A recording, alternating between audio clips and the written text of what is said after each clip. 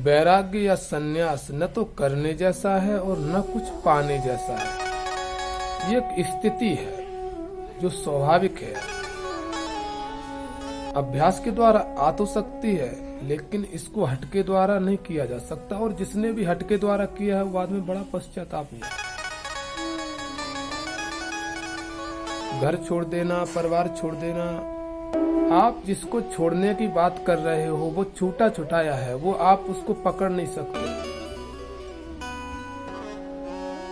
संसार और संसार का वैभव आप चाह के भी अपने पास रख नहीं सकते। ये आया और जाएगा।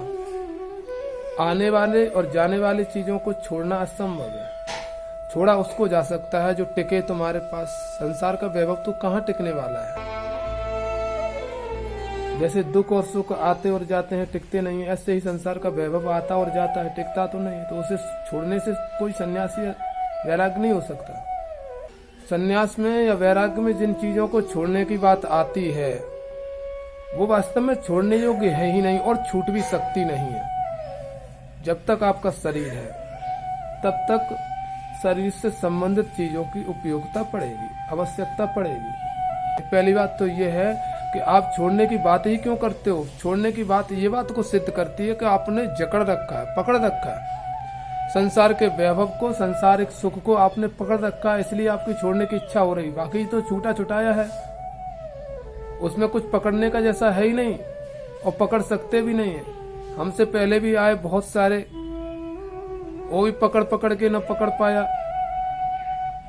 इस वैभव को जो अपना समझते थे वो भी आज नहीं रहे। वैभव यहाँ का यहीं रह गया। जिस वैभव को लोग अपना मान मान के पूरी जिंदगी को बिता के चले गए, लेकिन वैभव कहीं भी नहीं मिटा।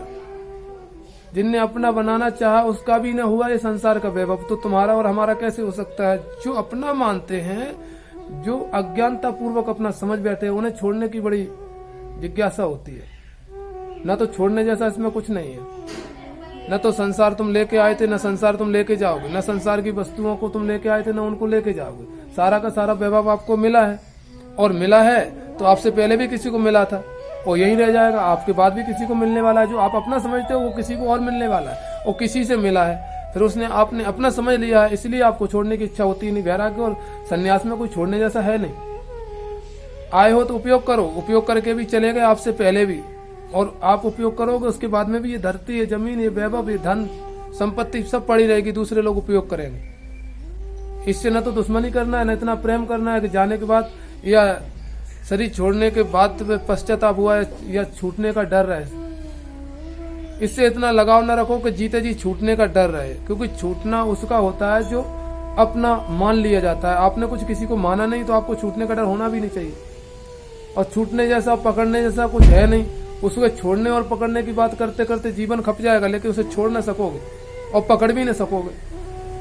कई लोग तो जीवन भर इसी साधना को करते हैं कि संसार छूट जाए, लेकिन संसार छूटने वाला है नहीं तो छूटेगा कैसे। ये तो यूं मान के चलो कि आप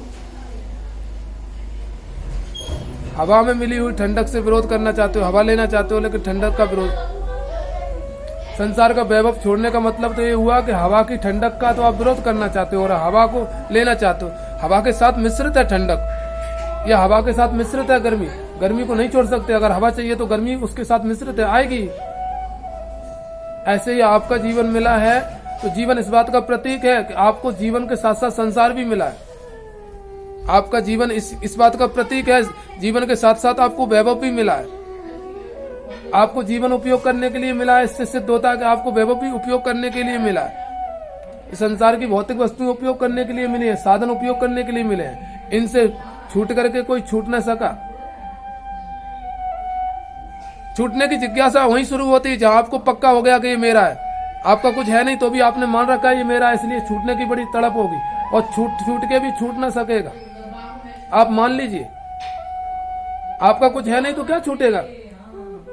कुछ होता तो छूटता, नहीं है ही नहीं, कुछ छूटने वाला है नहीं। कुछ शरीर आपका नहीं है, छूटेगा। पकड़ के भी न पकड़ सकते इसको। शरीर से जुड़े संबंध आपके नहीं, छूटेंगे, पकड़ के भी नहीं पकड़ सकते इसको।